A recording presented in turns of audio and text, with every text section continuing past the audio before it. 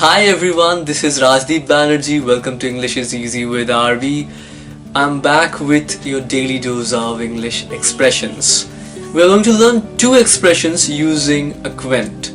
Acquaint with and be acquainted with.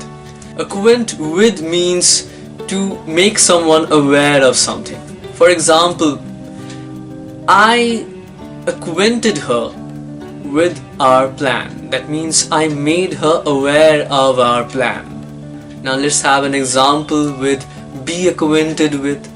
Be acquainted with means to know a person. So she was not acquainted with his father. It means she did not know his father.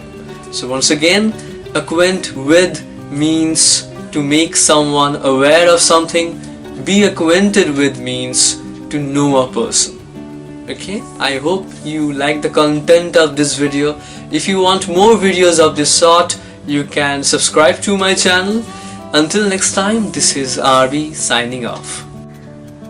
Make sure you subscribe to my channel and don't forget to hit the bell button to stay updated.